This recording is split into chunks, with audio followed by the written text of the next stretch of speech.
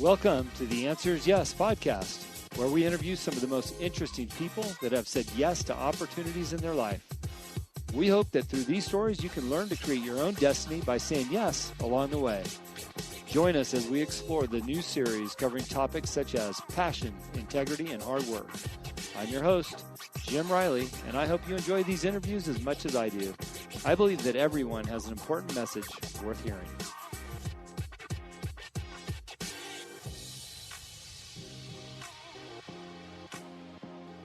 Today on the Answers Yes podcast, I get to interview the boxing legend and five-time world champion, Sugar Ray Leonard.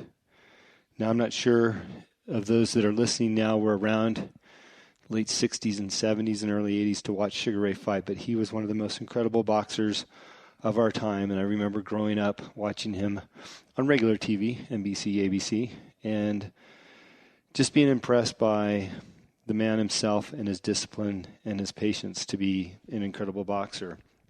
And one of the things that we talk about today is the patience that it takes to be successful, not only in boxing, but just in about anything you do, including starting your own business and being an entrepreneur. And it reminds me of when I started this podcast over 144 episodes ago, just over 2 years. We've got over 22,000 downloads of the show. And just being patient with the process, but at the same time of having that patience, just starting, reaching out, learning how to do something, and just starting the process and perfecting my craft as I went on. And here I am interviewing a legend of my time and somebody that I never thought would be on the show. And I really enjoyed spending the time with Ray on the show, and we've got over 30 minutes of interview time for you, and I really hope that you enjoy it. I look forward to hearing your comments and feedback on this interview with Sugar Ray Leonard. Hello and welcome to the Answers Yes podcast, and I am thrilled to bring you today on the line Sugar Ray Leonard. How are you today, sir? Jim, how you doing, buddy? I'm doing really good. As I mentioned just a moment ago, David Meltzer made this kind introduction to have you on my show, and I'm just really appreciative to have you here today. Well, thank you. You know, I know that you've had a very exciting career, and you're often doing even more things with your charitable work these days. The nature of the show is to kind of educate people about where we've been in our lives and how we got to where we are today. And if you wouldn't mind sharing a little bit of your story, maybe starting way back when, maybe what got you encouraged to start boxing, and maybe a little bit about your childhood, that would be wonderful. Well, Jim, I tell you, my story, the way it all started is so crazy because I was not an athlete. I was introverted, quiet, shy. I was afraid of my own shadow. My brothers were athletes, great athletes. And boxing became a part of my life because I thought that baseball was dangerous.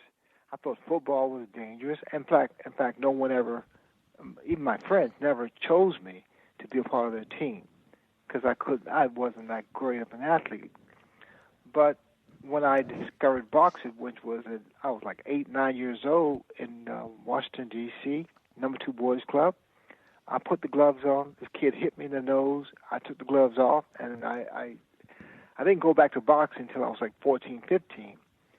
And then at that time, I put the gloves on. It was like I found boxing found me, or we found each other. It became a part of my life, and I trained harder than most guys. I ran further than most guys to be who I all of a sudden became, gold medal winner and a champ.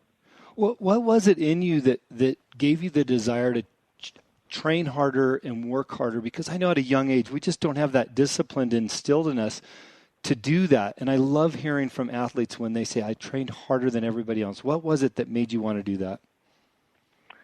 I knew my pitfalls. I knew that I wasn't, again, not a great athlete, but I worked hard to be, to improve. And again, I was asked to say, Ray, what do you want to be in life? I said, I want to be special. I don't know why I said that back then, but I said that. I said, I want to be special. And I just put in the work. I really put in the work. I was so disciplined as a teenager that less than 6 months to a year later, I could beat my brother. my brother Roger. I broke his nose a couple of times, and it was fun. But my life changed. My career changed. Who do you think was your biggest influence at the time as a youth? Was it a friend down the street? Was it your parents, your family, your brother? I would say my dad, my father, who passed away last year at the tender age of 95. Wow. My father, didn't really have an education, but he was a great man. He provided for the family. He was a nice guy, and he went to work, out many hours every day, and he was my idol back then. Mm-hmm. We had an Olympic athlete on the show not too long ago, and I know you had the opportunity to go to the Olympics. And what was that experience like, and how did it feel to kick off really your career at that point, wasn't it? Wow. I mean, going to the Olympics was a dream come true. It was hard work. The hard work I put in there paid off. I look back on my career, especially the Olympics, and that was part of this incredible journey that I had. Being there behind those majestic gates, seeing people from all over the world, athletes from all over the world, great athletes from basketball, football, baseball, whatever. They were great athletes. They were the best at it, and I was one of them. I was one of the boxers, one of the athletes.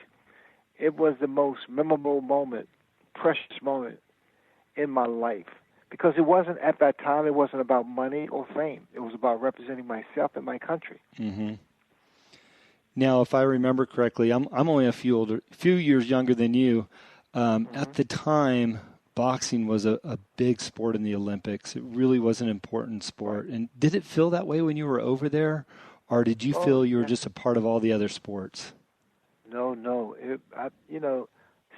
When a person said, "Well, I was world champ," yeah, but if someone says, "Well, I was Olympic gold medal winner," I mean, very few people can say that. I mean, I take great pride in my gold medal, and it was just so. I mean, it's hard to articulate because it's just it's bigger than life. It's just bigger than everything I've ever could have and dreamed of or imagined. The Olympic. You have an Olympic gold medal draped around your neck and the national anthem being played. It's like, it doesn't get any better than that. No, it doesn't. I'm going to ask you for advice for our listeners at the end of this show, but I do want to ask you for some advice for people that are at the age that you were at the Olympics and you were driving hard to achieve what you achieved. I think nowadays the youth wants everything right now. They don't want to be patient and wait, and they don't necessarily want to put in the work to do it. Do you have advice for them? We're living in a different era than without question. Yeah. Yes. I mean, that's an incredible question. It's a great question, but it's like it's so different now. I have kids. My son just turned 19. My daughter is 22, and my older son's 35, 45. I mean, it's like, wow, man. Because it's almost like they want instant gratification. But they're talented, but it doesn't happen just like that. But then again, with social media, which is good and also which is bad in a sense, I can't remember phone numbers like I used to. Back in the day, I can remember 20, 30 phone numbers. Yeah. I can't remember the doggone thing now, because I don't stimulate my brain as much as I used to. Yeah. I don't have to. Right. Everything is right in front of you. But, all you can, our kids, they're going to be okay, put it this way, because I'm optimistic by nature. And, it's going to be rough, but they'll find their way home. Yeah, well, that's a great statement to make. I do feel like people understand that the work has to be put in, but I think oftentimes the people that are putting in the hard work, if we talked a little bit more about that than just showing us on the jet and the runway and the red carpets and showing a little bit more of the hard work, I know people look at me and they feel like, oh, your life is so easy. Well, they didn't see me the last 3 nights working till 11:30 p.m., drafting up memos and emails and then getting up at 5 to go to the gym. I think we can do a better job about showing us putting in some hard work too instead of the red carpets. Well, I also say, Jim, don't tell people how great you are. Show them how great you are. Yeah. Question for you. You're coming out of the Olympics. You're an athlete, and you make the decision to have a boxing career. Did you look at that as a business opportunity from an entrepreneurial standpoint, or was it more about, I'm good at boxing, I need to make some money, and I got to get in the ring? No, Jim, I was going to University of Maryland. I was going to further my education and get a great job. That was my whole thing. Mm-hmm. The only reason I turned pro was because my daddy went into a coma. My father went into a coma after the Olympics. We had no money. My mom's crying. My siblings crying. I'm crying. And I asked my mentor at the time, Jenks Morton, I said, Jenks, how do I make fast money? He said, turn pro, become a professional fighter. And I didn't give it a second thought.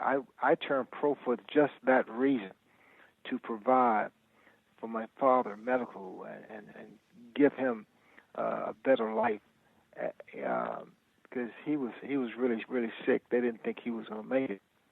So I turned pro to help my parents, or to provide for my parents, I should say. Yeah, and clearly coming off of the wins that you had in the Olympics and leading up to that, did you have the immediate success turning pro and making the money that you expected to make to take care of your family, or was that a long, hard road to get that done? Well, at that time, because, again, the Olympics, it was a huge platform, no question about that.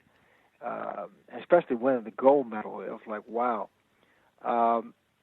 Because I didn't want to be owned by anyone. I didn't want anyone to take advantage of me, because I've heard some horrible stories about legendary champions who made money, a lot of money, and at the end of the day had nothing to show for it. So I didn't want to be taken advantage of. Mm-hmm. But I was lucky and blessed to have met Mike Trainer, who became my attorney, my business partner, my dear friend. He was the one who orchestrated my career. He made sure that I owned, my fights. He made sure that I got the best deals, and he took care of me from day one. So finding the unique and the right partner was really important to you. Did you ever consider it a business? Because obviously you transitioned into pro boxing to provide for your family. Was there a point where you said, wow, this is actually a business and I need to stick with it? Well, he walked me through the whole scenario of how this thing works, the business world works. I mean, I'm this kid from Palmer Park, Maryland. I had no clue about what he was saying. But there was 30 incredible people who each loaned me $1,000, and I paid them back after my first professional fight, because I made, which was unprecedented back then, I made between $40,000 and $50,000 in that fight, which was on network television. And I paid them off, became a free agent, incorporated. I promoted myself. And that was the beauty. That's when I knew that, something was special that was going on, was taking place. Yeah. Now that had become a business, what are maybe one or two of the challenges that you encountered within your career, whether that was business or a part of the boxing side of it? It's everything. I mean, it's, I just have to be patient. I mean, as patient as I am in the ring, I take my time. I set things up. I got to be that way in business. I learn through having good people around me, having a good team around me, having a good corner, and it speaks volume. Mm-hmm. We've got so many athletes in extreme sports. We've had a number of them on the show. Mikey Taylor, pro skateboarder, making millions and millions of dollars. And I think oftentimes, people get into sports without thinking about the business side. Clearly you did.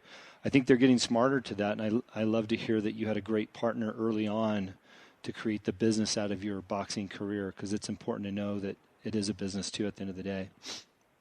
Well, again, when all